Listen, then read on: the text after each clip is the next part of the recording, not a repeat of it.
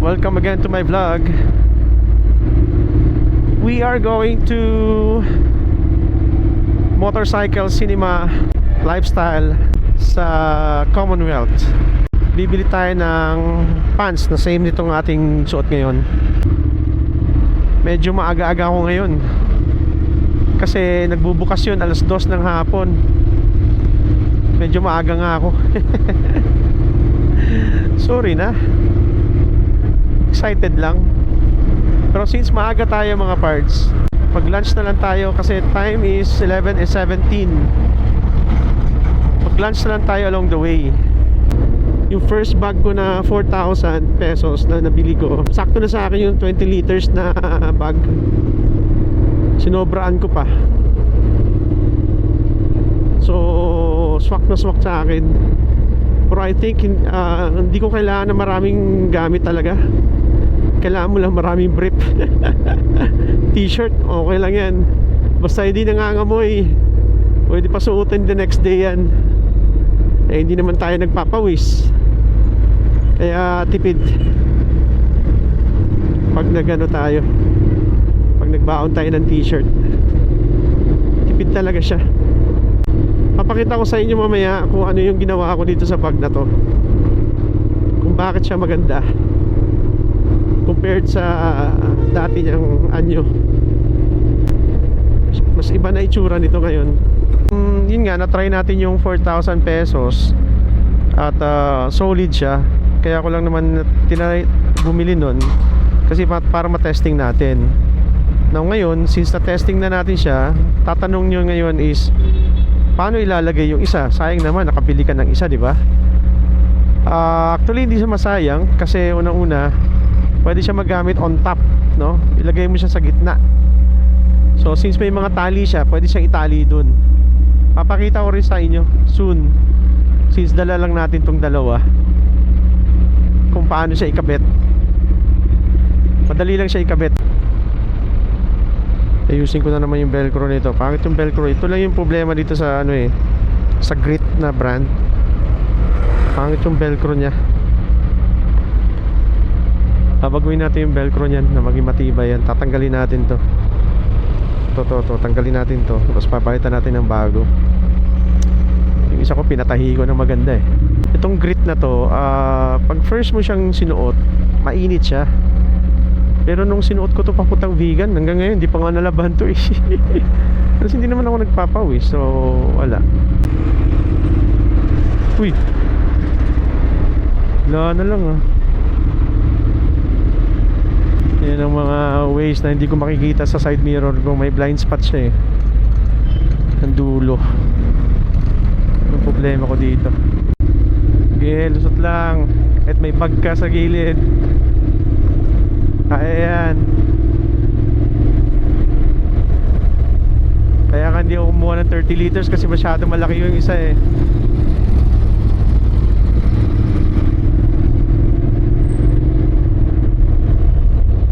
Grabe ang traffic dito oh. Wow! Traffic! Practice lang. Practice lang. Okay. Basta lumusot daw yung handlebar mo, pwede na daw yan. Pwede na daw. Eh di sige. Let's have our lunch here. Ito sa gas station.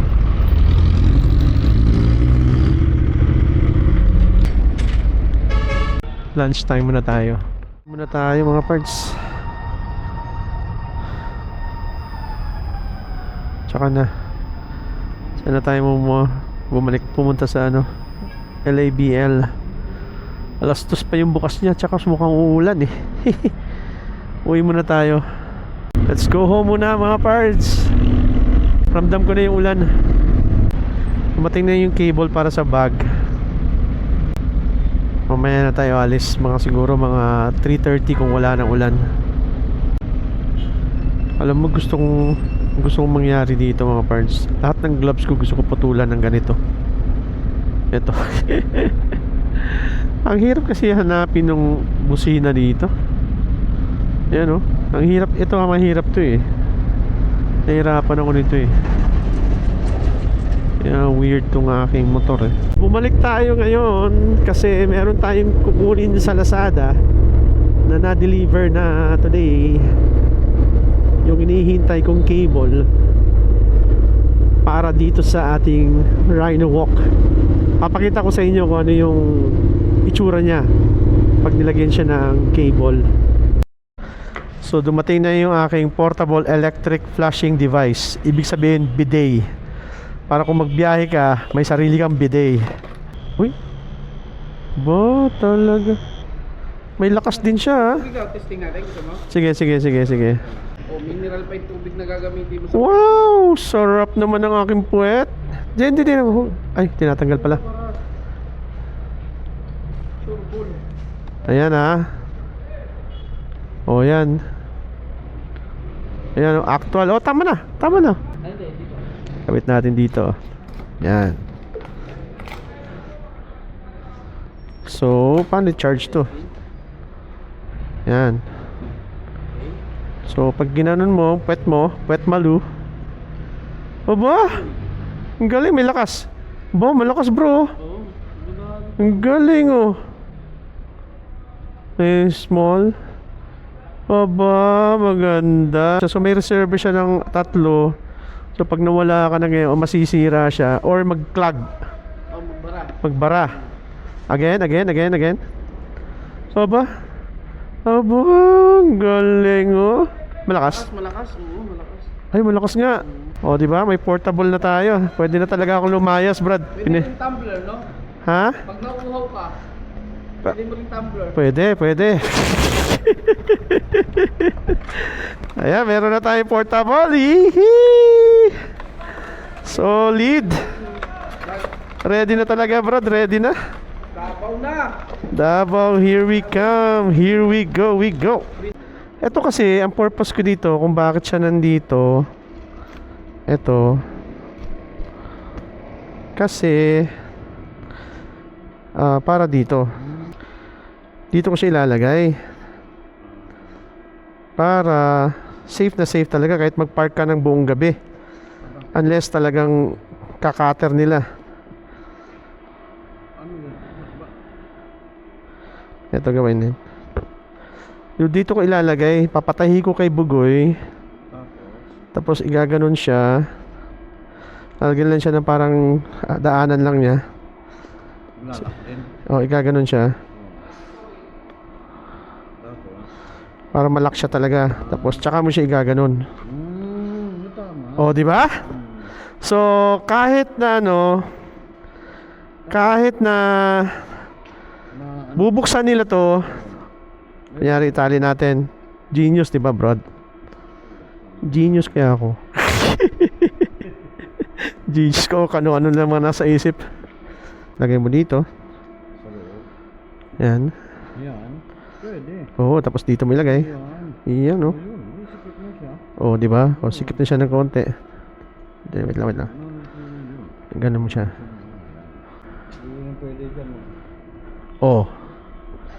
O, di ba? Kahit anong ano niya yan. Kahit buksan niya to. Oo. Siyempre na hindi pa maano kasi hindi pa siya nakakabit eh. Hindi niya basta-basta mabubuksan to. Alright. Tapos ito kasi, bro, pakita ko sa iyo ha. Ito kasi kinostomize na kasi namin to. Wala to dati, di ba? So, ginanon niya. Nilagyan na namin ng velcro sa ilalim. Ito kasi wala tong velcro to eh. Ang tali mo, saan siya babay? Bale, kung side lang. hindi, dito ko siya ilalagay sa labas. Maglalagay ako ng parang ganito. Tapos, papasok ko siya sa loob. Tapos, gaganon mo siya. Once na mo gaganon na yan, i-fold mo na mabuti yan. Hindi mo basta, matatanggal mo nga to, pero hindi mo basta-basta meron pa rin siyang unless may cutter siya pa. May pliers siyang baon. Wala ba? Pero hindi niya matanggal to, Brad. Hindi niya matanggal. Pero since may cutter siyang baon, pwede pa rin yan tanggalin. Kailangan talaga maging creative ka para at least medyo paranoid kasi ako sa ganun eh. Kung saan i-park. Change outfit tayo. Gagabihan na tayo for sure. Tambay lang tayo ng konti dun sa Motorcycle Cinema Lifestyle. Tapos alis tayo. Bibiling ko lang talaga yung sa pantalon kung meron sila na gusto ko, kung meron tayong magugustuhan. So ayun, tinanggal muna natin yung yung ating pannier kasi papalagyan natin ng cable sa loob. Yung cable ang sisilbing protection para hindi na talaga siya mabubuksan basta-basta. Yung yung ating pannier case sakto dumating sa galing Lazada, Shopee yata, Shopee yung ating orders na plus yung bidet. Yung bidet. Matesting nga yan bukas sa umaga yung bidet na yan. Meron tayong portable bidet mga parts. Exciting gamitin yan. Pangkiliti ng puwet. Para at least kung mag-CR tayo sa mga public CR na walang bidet, meron na tayong pang tapos wipes lang, okay na yun. Fights na yun mga parts. Tapos meron na rin akong disposable na toilet cover. Oo, di ba? Para pwede tayong umupo dun. Ganun na ako ka-ready. May toilet cover ako, Brad. Marami naman tayong wipes na gagamitin. Ganun ako ka-ready para at least kung kunyari nag-iiba na yung katawan mo, na-ebs ka na, iwan mo na lang yung motor, dalahin mo yung tunnel bag mo, nandun na lahat. Yung aking sprayer na portable na bidet, plus yung ano pa, mga wipes, mga kung ano-ano. Tapos ang kagandahan dun sa bidet na yun, pwede siya kunyari alanganin ka, yung head lang yung dalahin mo, pwede mo siya itlipat sa bottled water. Motorcycle Cinema, kaibigan ko yung may-ari nun si Derek Key. Kasi si Derek kasama namin dati sa video team yan. Photography ako, siya sa video. Siya hinahire namin. Meron pa lang tayong kinabit dito, parts. Dumating din yung ating deflector na na shield. Nagmukhang malaki yung motor ko. Siguro pangit tingnan, bahala na. Kasi nga dun sa biyahe namin sa puntang Bigan, ang sakit ng tuhod ko dahil sa hangin yun so kahit anong stretching mo hindi siya mawawala. At least kahit paano siguro ito nakakatulong na to. Hindi lang magmukha lang tong forma niya, lumaki lang tingnan yung aking motor, pero parang ganun talaga. Sakto naman sa ginawa ko. Mukha ng baduy itong aking motor talaga. Baduy na XADV. Kaya mo siya. Nakamiting ko lang yan sa biyahe para hindi directly hit yung aking tuhod sa sa biyahe, sa hangin. Kahit paano nakakatulong yan. Hindi yan ginawa para walang purpose. Ginawa yan para magkaroon ng purpose sa buhay. Lapit na tayo. There you go.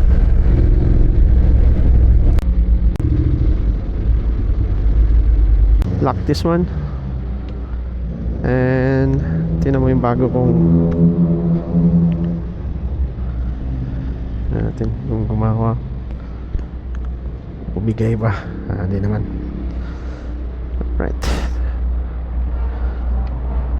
Is na tayo dito sa Motorcycle Cinema. Ito yung binili natin mga parts. Malayo pa lang, kitang kita ka na. Tapos ito dapat bimili ako dapat, kaso Nagmahal na siya ngayon eh, 5,000 na ngayon eh. Pinaliban ko muna. So ang binili ko, yung pang shoulder pad ng Jersey Mate. Meron na sila ngayon. Meron din silang pang knee pad. So kung magpantalon ka na regular, pwede mo gamitin to. Or yung jersey, ito lang gamitin mo.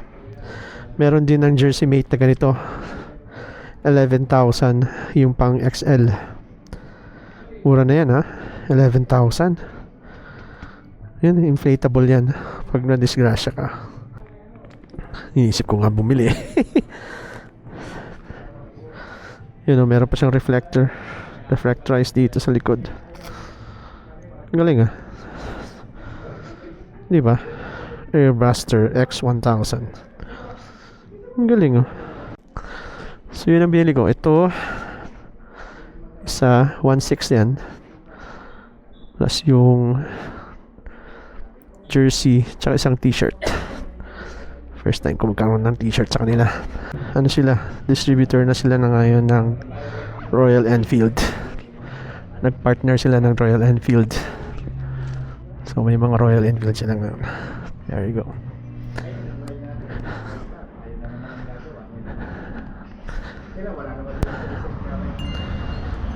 Ayan. Ganda no? Ganda eh. Ha?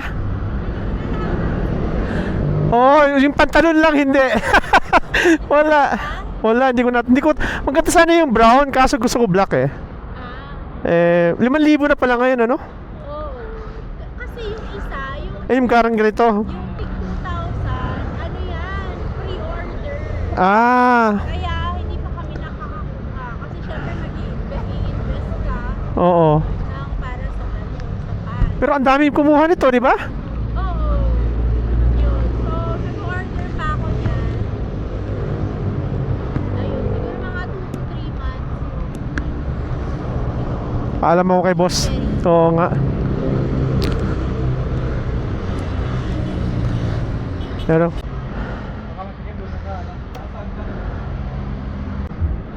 dapat magbebenta ka na rin ganito. Ano yan, Chigi? Hindi. Wala akong panchigi.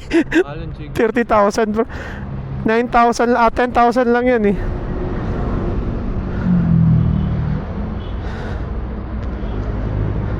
Bro, thank you ha. Ayusin ko yung bag para sa'yo. Ayusin ko.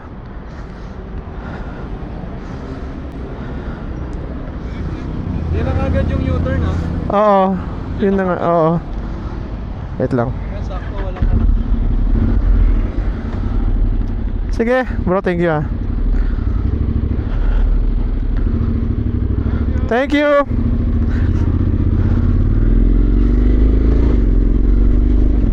Alright, natapos din. Yun si Derek. Si Derek. Friend natin yun, friend. May-ari ng Motorcycle Cinema. Anyways, masaya naman ako today. At least kahit paano natupad yung ating gustong bilhin. Pero hindi ako nakabili ng pants. Okay lang yun. Kasi ang importante sa akin is yung at least may option tayo dun sa maganda yung Jersey Mate ha. Sinabihan ko yung yung may-ari ng Jersey Mate kasi nandun kanina, nalagyan niya ng zipper. Yung niya, yung elbow pads niya, zipper. Kasi maluwag yung sa may sa may shoulder, sa may wrist banda dito banda oh. Kung may zipper yon, pwede siyang sikipan. May option siyang pwede siyang sikipan. Tapos taasan niya yung presyo. Yun talaga. Tapos bibili tayo uli. Siyempre may zipper na yun Kasi may tendency kasing luluwag Kahit paano masaya naman ako sa t-shirt na binili ko. First time ko bumili sa kanila ng t-shirt na worth 1,200 yata. Medyo mahal yun. Tapos bumili ako ng jersey na kulay dilaw. Oo, di ba? Kulang ako sa pansin parts Gusto ko talaga makikita ako sa malayo. Maganda yung Jersey Mate nila na na knee pad tsaka shoulder pad. Elbow pads. Yung shoulder elbow pads, gusto ko siya kahit naka t-shirt ka lang, yun lang gamitin mo, okay na okay. Pero yun nga yung suggestion ko sa kanya na dapat may zipper siya. Pakita ko sa inyo pag may pa-explain ko sa inyo yan kung bakit kailangan may zipper. Okay, summarize everything. Ano nangyari ngayong araw bago tayo umalis, bago tayo mag-say goodbye. So kayo na umaga, umalis tayo ng alas 11. I was thinking na bukas sila ng ganung oras. Alauna pa pala dapat magbukas, pero according sa website nila alas 2, pero 1 o'clock bukas na daw sila, sabi nila. Maganda ang Rhino Walk, I highly recommend it. Pero kailangan mo lang i-customize yung yung loob. Yun lang yung kailangan niyang kulang sa kanya. Kailangan lang ng slightly customize yung pangloob. Bumibili tayo ng mga accessories parts para ma-testing natin. Pag hindi maganda, din tanggalin natin. Diba? So parang yung sticker na binili natin for 2025, pwede siya ikabit sa 2021, pero magsasacrifice ka ng isang sticker na hindi mo pwede ilagay. Yung pangalan ng 750, hindi mo pwede ilagay sa gilid kasi matatamaan na siya. Hindi siya tugma sa design niya. So yun, so temporary lang naman tong ating sticker. So tatanggalin din natin yan after ng trip natin sa Mindanao. Hindi na tayo bumili ng ng knee pads. Sinukat ko siya, hindi ako pwede kasi una-una may constriction na sa dugo. Yung flow ng dugo ko medyo mahina eh. Alright, again, thank you so much for listening guys. Always remember, stay safe, ride safe, God bless always. Bye.